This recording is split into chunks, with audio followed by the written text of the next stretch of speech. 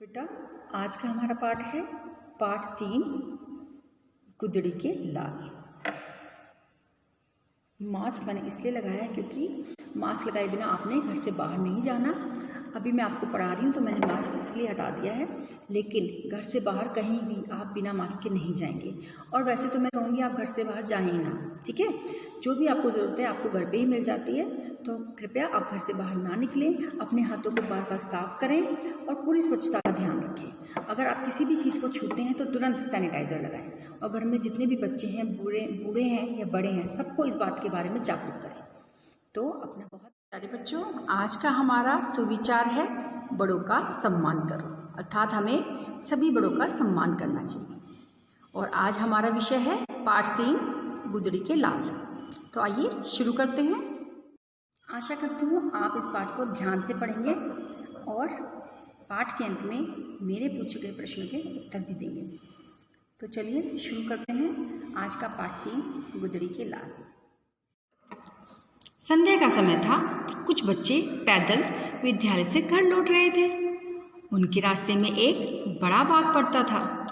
बाग फलों और फूलों से लदा हुआ था। बाग की रखवाली एक माली करता था। बच्चे प्रतिदिन बाग के पास से निकलते हुए पेड़ों पर लगे फलों को ललचाई नजरों से देखा करते थे। एक दिन बाग का माली किसी काम से कहीं गया हुआ था। उस समय बच्चों को मौका मिल गया। वे बाग में घुस गए और फलों को तोड़ने लगे।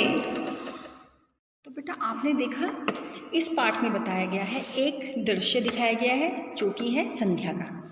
संध्या मीन्स इवनिंग टाइम, यानी कि शाम का समय था। शाम का समय था और जो बच्चे थे वो पैदल स्कूल से घर आ रहे थे। बेटा पहले ना ऐसे नहीं होता था कि हम बसेस में जाते हैं, अभी सारी फैसिलिटीज़ हैं। पहले ऐसे नहीं होता था, बच्चे पैदल ही जाते थे, पैदल ही आते थे। उनका स्वास्थ्य भी अच्छा होता था, जैसे कि हम वॉकिंग के लिए आजकल जाते हैं। तो वो पैदल बेटा विद्यालय से घर आ रहे थे। विद्यालय आप पूछेंगे विद्यालय क्या होता है? विद्यालय का मतलब होता है बेटा स्कूल। तो क्या हुआ, रास्ते में एक बाग था, बहुत अच्छा बाग था। उसमें फल लगे हुए थे, फूल लगे हुए थे। आपको पता है ना, जब आप किसी पेड़ पर देखते हो फल या फूल तो आपको मन करता है ना तोड़ने का। ऐसे ही उन बच्चों का हमेशा मन करता था कि हम इन फलों को तोड़ लें। ललचाई नज़रों से देखते थे, लेकिन वहाँ तो माली होता था तो वो तोड़ ही नहीं पाते थे। तो एक दिन क्या हुआ, बाग का माली कहीं गया हुआ था किसी काम से। तो उस दिन बच्चों को मौका मिल गया और वो बाग में घुस गए और फलों को तोड़ने लग गए। तभी क्या हुआ, माली आ गया वहाँ पे और माली ने उन बच्चों को देख लिया। तो सारे बच्चे वहाँ से भाग गए, लेकिन वहाँ एक छोटा सा बच्चा था जो कि वहीं खड़ा रह गया और माली ने उसको पकड़ लिया। बस उस बच्चे ने तो रोना शुरू कर दिया, जैसे कि आप सब रोते हैं, और कहने लगा मुझे छोड़ दो, मैं फल नहीं तोड़ रहा था। तो माली ने कहा, अरे आप तो अभी फल तोड़ रहे थे, मैंने देखा आपको बच्चों के साथ। तो उस बच्चे ने कहा कि मैं तो बस उनके साथ खड़ा था, मैं फल नहीं तोड़ रहा था। और रोते रोते पता है उसने क्या कहा, मेरे तो पिताजी भी नहीं हैं। जी हाँ, उस बच्चे के पिताजी नहीं थे। तो वो रोते रोते माली से कहने लगा, मेरे तो पिताजी भी नहीं हैं। जब माली को पता चला कि उनके पिताजी नहीं हैं, फिर तो माली को उस पर दया आ गई। मीन्स कि हमें बुरा लगता है ना, अगर किसी के घर में कोई मेंबर कम है, जैसे कि आपको पता है सबके घर में मम्मी पापा होते हैं, दादा दादी होते हैं। अगर कोई भी मेंबर कम है तो वो बड़ी दुख की बात है, हमारी जिम्मेदारियाँ और भी बढ़ जाती हैं। तो यही बात माली ने कही कि बेटा पिताजी भी नहीं है तुम्हारे, फिर तो तुम्हें और भी अच्छा लड़का बनना चाहिए, यानी कि आपको अच्छे काम करने चाहिए, कोई शिकायत ना आए। आगे से ऐसे बच्चों की संगति मत करना। संगति माने बेटा साथ, ऐसे बच्चों के साथ में मत रहना जिनसे आपका भी नाम खराब होता है ना। जब हम अच्छे बच्चों के साथ बैठते हैं तो हम अच्छे बन जाते हैं, जब हम शैतान बच्चों के साथ बैठते हैं तो हमारा नाम भी शैतानियों में आता है। ये बात बेटा उस बालक के हृदय में बैठ गई। हृदय माने जो हमारा हार्ट होता है, जो हमारा मन होता है, उसमें बैठ गई। और उसने निश्चय किया कि वह कभी भी कोई भी ऐसा काम नहीं करेगा जिससे उसका नाम खराब हो, और वो खूब पढ़ाई करेगा। बहादुर शास्त्री जी का जन्म 2 अक्टूबर 1904 में ज़िला मुगलसराय में हुआ था। ज़िला मुगलसराय, ज़िला माने क्या होता है बेटा, डिस्ट्रिक्ट। उनके जो पिताजी थे वो एक शिक्षक थे, उनका नाम था शारदा प्रसाद श्रीवास्तव, और उनकी माताजी का नाम था रामदुलारी। लेकिन छोटी सी उम्र में यानी कि 2 साल की उम्र में उनके पिताजी का देहांत हो गया और उनकी माताजी को बड़े ही दुखों से उनको पालना पड़ा। क्या हुआ, जब वो पढ़ाई कर रहे थे तो उनका जो दाखिला है वो कहाँ पे कराया गया? हरीशचंद्र कॉलेज।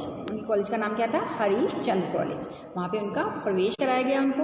और जब वो हाई स्कूल की पढ़ाई कर रहे थे, हाई स्कूल का क्या मतलब होता है? 10th की पढ़ाई यानी कि 10वीं की पढ़ाई कर रहे थे, तब उनको मौका मिला कि वो गांधी जी का भाषण सुने। हाँ जी, उन्होंने गांधी जी का भाषण सुना। जब उन्होंने देखा उनके विचार, उनकी सादगी, तो वो बड़े प्रभावित हुए। उन्होंने निश्चय किया कि वो भी देश के लिए कुछ ना कुछ करेंगे। और जब गांधी जी ने आग्रह किया विद्यार्थियों से कि वो असहयोग आंदोलन में शामिल हो जाएं, तो वो भी अपनी पढ़ाई छोड़कर असहयोग आंदोलन में शामिल हो गए। तो बेटा उनमें देश प्रेम की भावना बहुत ही ज़्यादा थी। वो उसमें बिल्कुल लीन रहते थे कि मैं देश के लिए कुछ करूँ।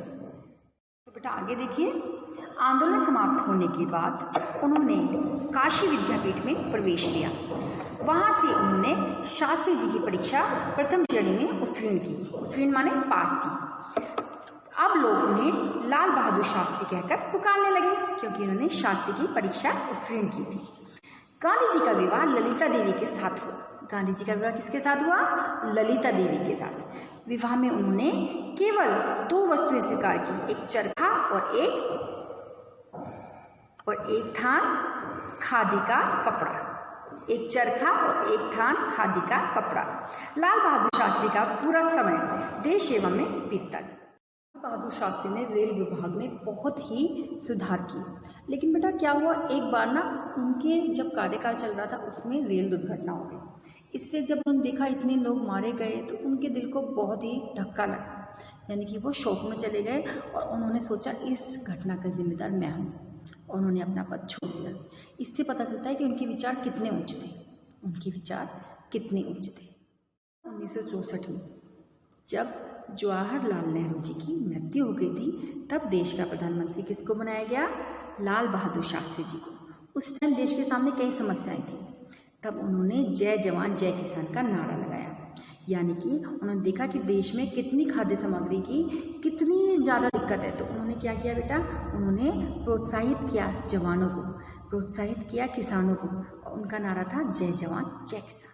65 में पाकिस्तान ने जब इंडिया पर हमला कर दिया तो हमारे भारत ने भी उनको मुंह तोड़ जवाब दिया। और उसके बाद रूस की कोशिशों से ताशकंद समझौता हुआ। हाँ जी, ताशकंद समझौते यानी कि संधि हुई। उसी दौरान बेटा जब वो ताशकंद में थे तभी उनकी हृदय गति रुक गई, यानी कि दिल का दौरा पड़ने के कारण उनकी मृत्यु हो गई सन 1966 में।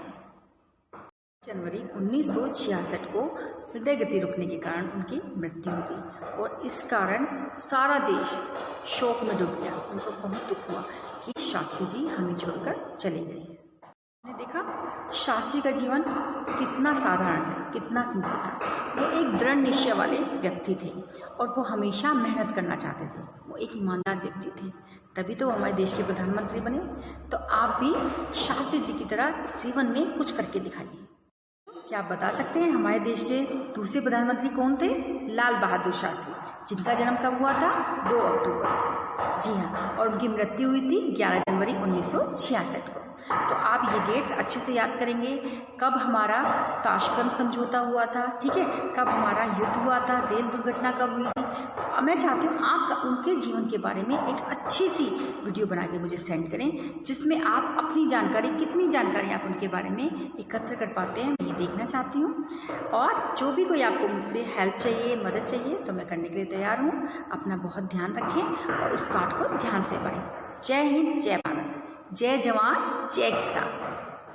अरे बच्चों, आज की आपकी एक्टिविटी है, गतिविधि है कि आपने देश के प्रधानमंत्रियों की पिक्स लगानी है, यानी कि चित्र लगाने हैं और उनका नाम लिखना है और एक स्क्रैप बुक बनानी है जिसमें कि देश के सभी प्रधानमंत्रियों के आप चित्र लगाएंगे, उनका नाम लिखेंगे और बढ़ चढ़कर इस एक्टिविटी में भाग लेंगे और इस पाठ को ध्यान से पढ़ेंगे। और कुछ भी प्रश्न आपने पूछना है इससे रिलेटेड, लाल बहादुर शास्त्री से रिलेटेड, तो आप मुझसे पूछ सकते हैं। अपना ध्यान रखें, अपने घर पे स्वस्थ रहें, मास्क पहने और बार बार हाथ धोएं, किसी भी चीज़ को बार बार ना छुएं। हमेशा मास्क लगा के ही आप घर से बाहर जाएंगे, बार बार अपने हाथों को धोएंगे और क्या करेंगे, किसी भी चीज़ को टच करने के बाद अपने हाथों को अच्छे से साफ करना है और घर में जितने भी छोटे बच्चे हैं, बड़े हैं, सबका ध्यान रखना है। सबको बार बार बताना है कि कैसे हमने स्वच्छता का ध्यान रखना है। तो आशा करती हूँ आप अपना बहुत सारा ध्यान रखेंगे और मेरे बताए हुए सारे के सारे रूल्स फॉलो भी करेंगे। अपना बहुत ध्यान रखें बेटा। God bless you all. Bye.